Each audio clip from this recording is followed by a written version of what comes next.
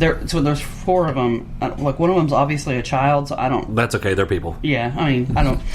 The family, okay, yeah, so they came here from Germany to do this. Well, that seems stupid. Yeah.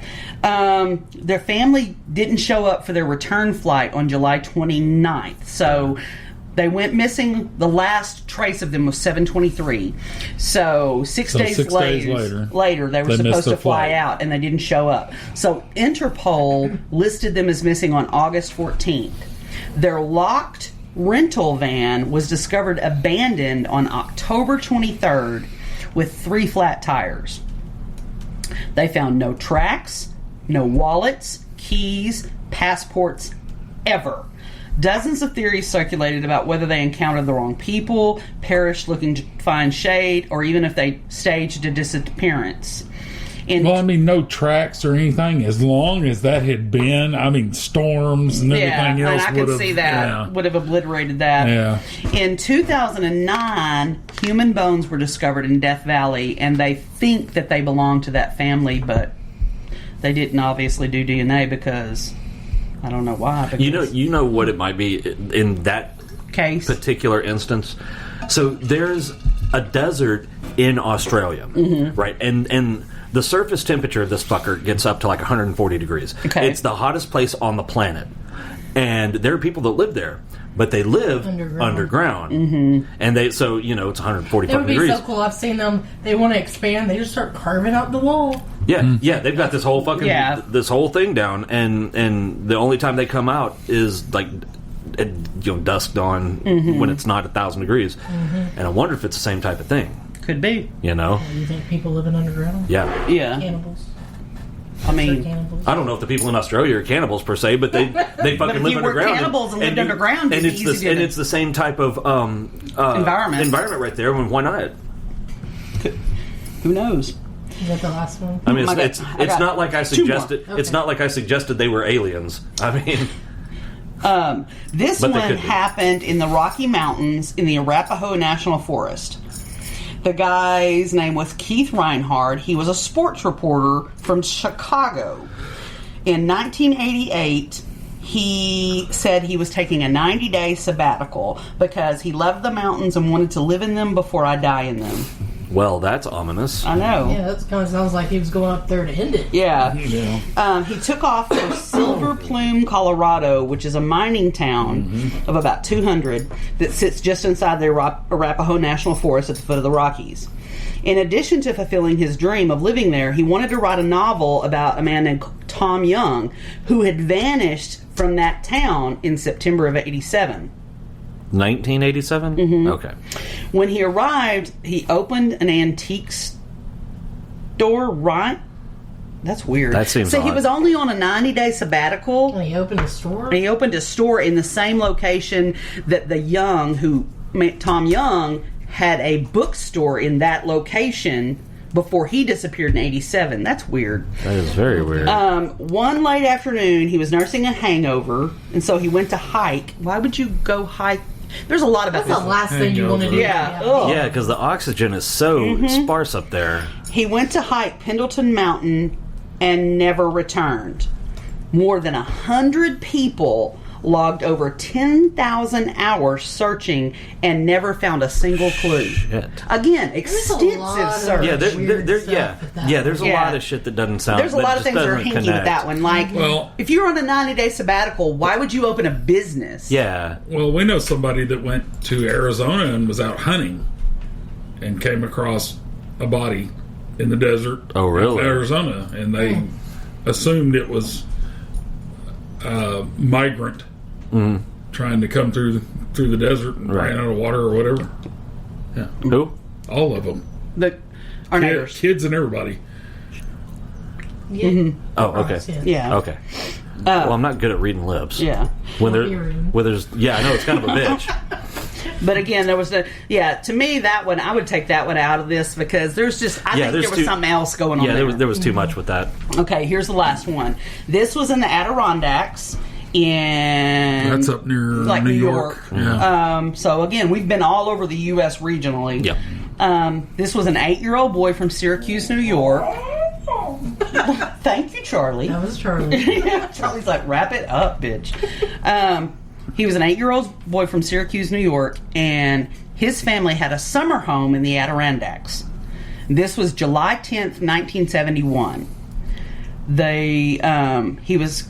Douglas was going on a family hike when his uncle sent him back to the house and told him to put on pants because he was wearing shorts so that he wouldn't get poison ivy. Right.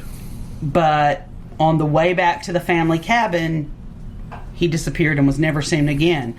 They said that this kid had been they had a family home, so because they said this kid was really good in the woods, like that he was an avid hiker, he knew the area, knew what to do. He didn't know to wear jeans. No shit, right? It's hot.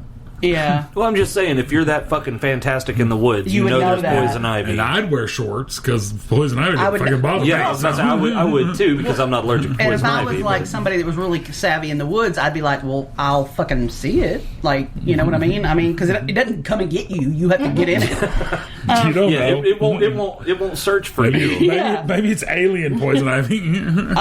Alien ivy. Said,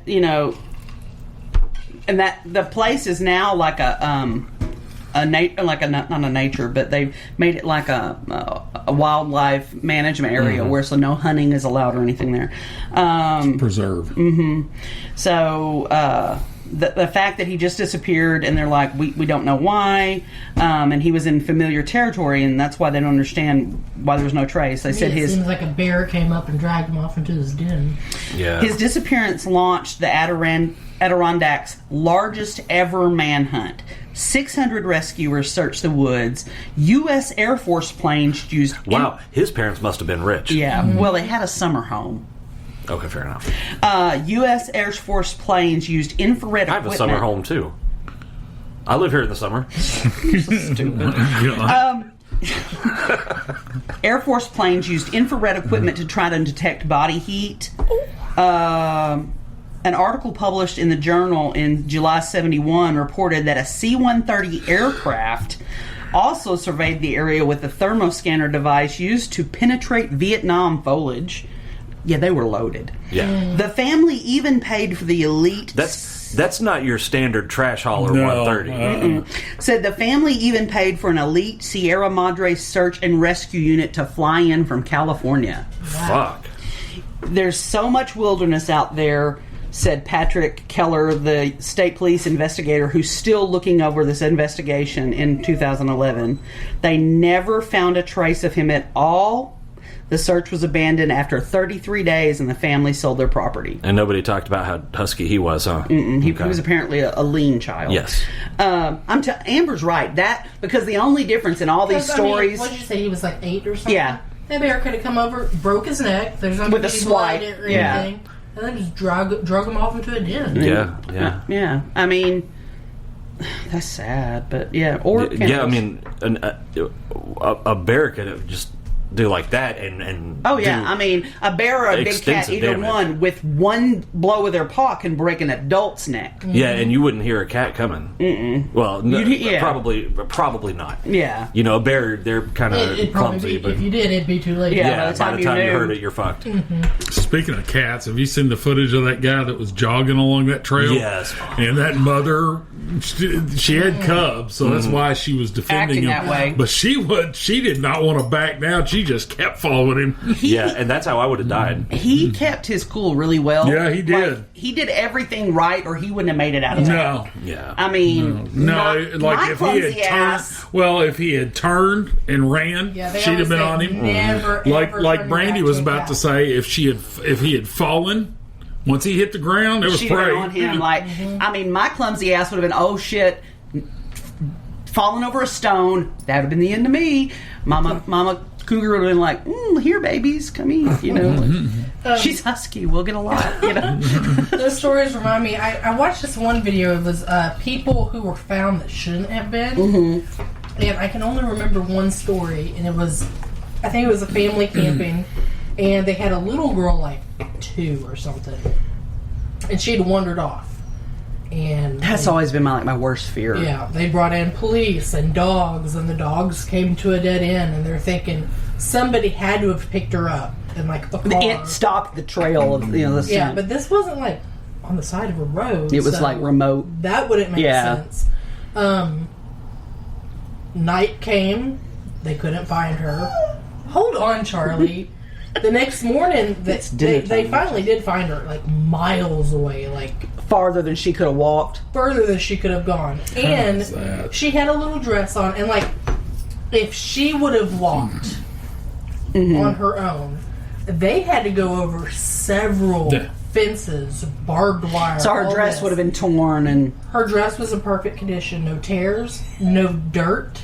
Yeah. Like, she hadn't been sleeping on the ground. Yeah. She was in absolutely perfect condition. She would have been filthy. And she was too young to tell them what happened. I wonder if somebody on horseback picked her up or something like that. Well, there was one of the missing 411 cases that was like, he was like 4 or 5, something like that. And they were playing out by the barn. And I guess Mom came out and hollered at them about dinner. The 2 of the siblings ran around this way. This one was running around this way and disappeared. So immediately they all get out, they start searching and everything else. And I think this kid showed back up.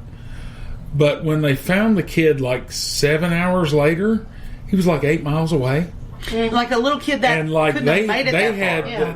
They had a deal where, what's the guy's name? Les Stroud that does the Survivor Man? Yeah. They had him come and they did like a thing about from there to there and all that shit. And it was all like uphill, rocky and everything. And he said, I couldn't do it. But even if the kid could have made it 8 miles in 7 hours through that terrain, here's what I don't understand. It's not like they were already a mile apart. They were. They searched immediately. Yeah. How did he get so far away that they couldn't fucking find him in the amount of time it takes to go, hey, Dad, come here. You know? I mean, it makes me think aliens, because you hear people who said they were... all right, I don't want to sound like... somewhere else, they've lost all these hours. Yeah, I don't want to sound like a conspiracy theorist, but that's the only thing that makes sense, because they would have seen or heard a horse or a vehicle or a bear or any fucking thing. They would have seen it, they would have heard it. It would not have been able to get out of a visual range that quickly. Speaking of that, I saw on...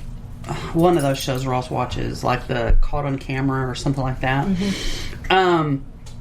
There was somebody that they think they recorded an abduction, an alien abduction on like a Ring camera. Oh, really? Because it was somebody they never left camera view, okay? They walked out like down their driveway and they literally were there 1 minute and not the next. They just... I think I saw that. Oh, wow. And then an hour or hours later, they blinked back into the exact same place and had lost all this time. That was fucking... Like, it's aliens. Like, a lot of times I roll my eyes at that. But they said they had the camera... There's some things that make you wonder, though. They had the camera footage analyzed to see if somebody had spliced it and fucked with it. It hadn't been. That made you go... Well, here's something that and you feel free to go down this rabbit hole on YouTube if you want. You'll need no, for real. You'll need an explanation that's better than I can give. So I'm not even going to try. But look up what is it? It's an explanation of the dimensions, because we live in a 3-dimensional world, but we only see in 2 dimensions, right? If we saw in 3 dimensions, I'd be able to see through shit. And so once you get that, and they start off with a real simple explanation, like if you were a 1-dimensional being, then this is how it would be, and if you're 2, and they go up from there. But then there are people who think that aliens are actually not necessarily from other planets. Places. They're from different dimensions. Yeah, I've read that So too. if they're from a different dimension... And this, if you look up the explanation, it'll all make sense. They can basically just kind of like open a door and pull you in. Yeah. Okay. So the easiest explanation that I can give is like, let's say, Charlie, hold on, buddy. Let's say you're an ant, right? And you're walking this way, and you can only see straight ahead, and there's this phone right here. Well, if I do this, to you, that phone has just disappeared instantly, even though we all see that it's, you know, that's it's a lot more complex.